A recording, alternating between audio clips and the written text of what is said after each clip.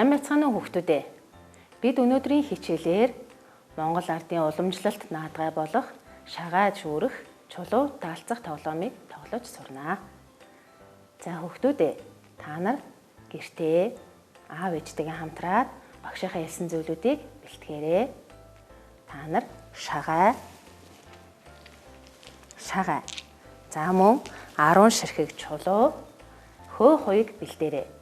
Хэрвээ гэрт чинь хөө хуйг байхгүй бол бичгийн хавчаарч байсан болно шүү. За багш нь та нарт шагаа шүүрэх тоглоомыг яаж тоглодог талаар тайлбарлаж өгье. Шагааг шүүрэхдээ хөө хуйгаар шүүрдэг байгаа. Үүнийг хөө хуйг гэж нэрлэдэг.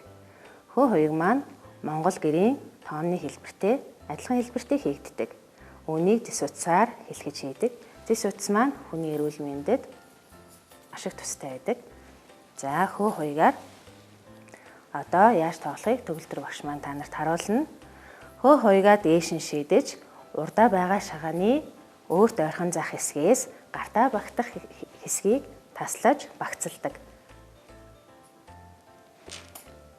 За хоёр дахь удаага хөө хуйгаа шийдэж багцалсан шагаагаа шүүрч авна.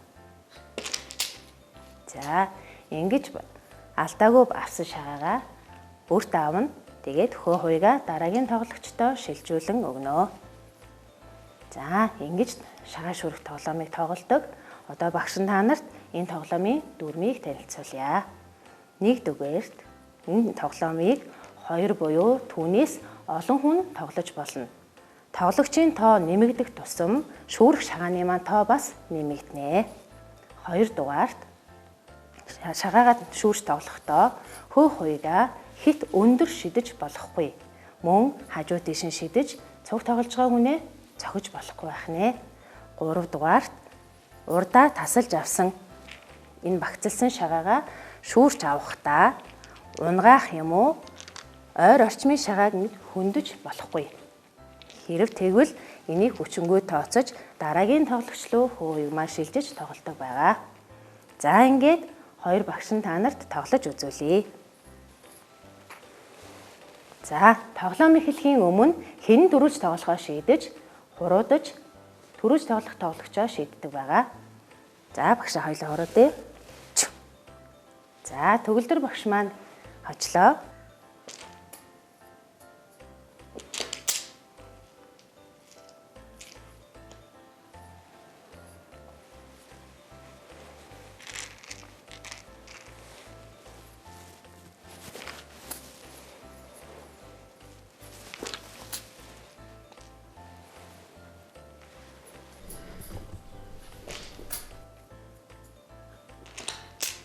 За төгөлдөр багш маань сая яасан бэ хүүхдүүдээ?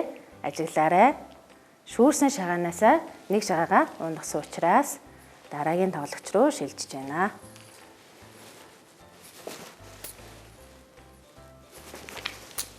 За багш нас алдчихлаа.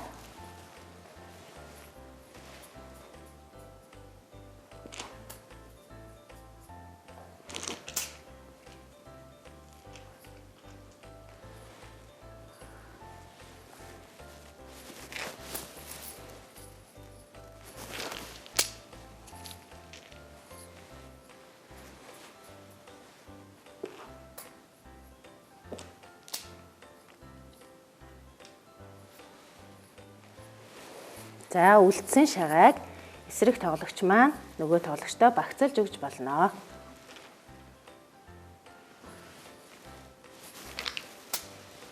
За ингээд хоёулаа шагаагаа шүүрч дуслаа. За одоо хэн хожсноо бүгдээрээ үзцгээе. Та нар хэн хожсон гэж бодож байна? За хоёулаа шагаануудаа морь буулгаж өрье. 1 2 3 4 5 6 7 8 9 10. За одоо би өрье. 1 2 3 4 5 6 7 8 9 10. За хүүхдүүдээ ажиглаарай.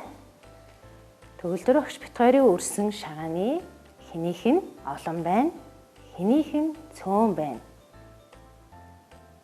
Багшаа таны өрсөн шагааны бүгд нийлээд хэд байсан бэ? Минийх 10 шагаа байсан. За, минийх бас 10 шагаа байсан. Тэгэхээр бит хоёрын шагаа маань яасан бэ хүүхдүүдээ? Тэнцсэн байна. Тэгэхээр өнөөдрийн тоглоомонд ялагч гарсангүй. За хэрвээ хүүхдүүдээ та нарыг бас ингэж тэнцэх юм бол та нар мөн урдаа ахиж шагаагаа байрлуулад ахиад шагаагаа шүүрч тоглож ялагчаа тодруулаарай. За энэ дотор юу дуурж ийн төгөлдрөгшөө? Чулуу. За тэгвэл өнөөдөр чулуу таалцах тоглоомоор тоглож сурах нэ.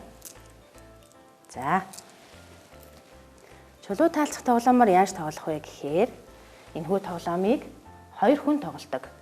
За 2 хүн тоглоно. Мөн танаа гэр бүлд 2-оос дээш хүн байх юм бол чулууныхаа тоог нэмээд бүгдээрээ хамтраад тоглож болно. За чулуу таалцах тоглоомыг тоглохдоо бид өнөөдөр 10 ширхэг чулуу авсан. За та нар мөн чулуугаа бэлдэж амжсан уу хүүхдүүдээ? За хоёр тоглогч чулуугаа тэнцүү хувааж авдаг. Бид хоёрт 10 чулуу байгаа учраас 5-5-аар нь тэнцүү хувааж авлаа. За хувааж авсан чулуугаа нөгөө тоглогчтой харагдахгүйгээр хэсгийг таслан авч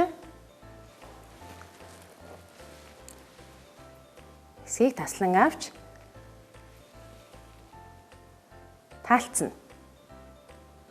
За ингээд хоёр биендээ нийт чулууныхаа тоог хэлээд дараа нь нийт тоог нь гаргана.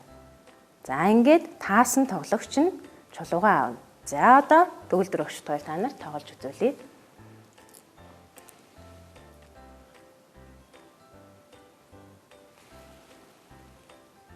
Бит хоёрын гарт нийт хэдэн чулуу байна вэ? Мэргэн бол мэдээд таагач, цэцэн бол цээжлээд хэлээч. 7 6 1 2 3 4 5. Яасан бэ хүүхдүүдээ? Бит хоёрын хэн таасан бэ?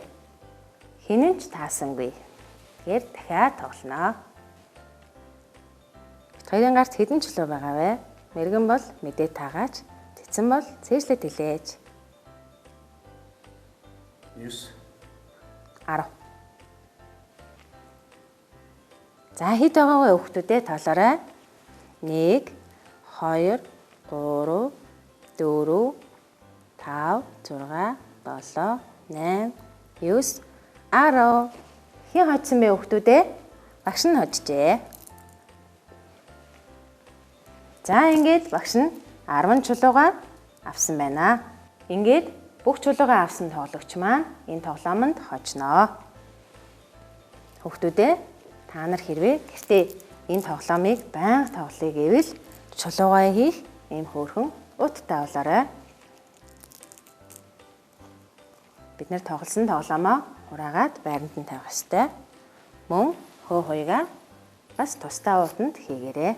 Хүүхдүүдээ та нар энэхүү тоглоомуудыг сайн сурч гэр бүлийнхэндээ хамтран өдөр бүр тоглож байгаарай.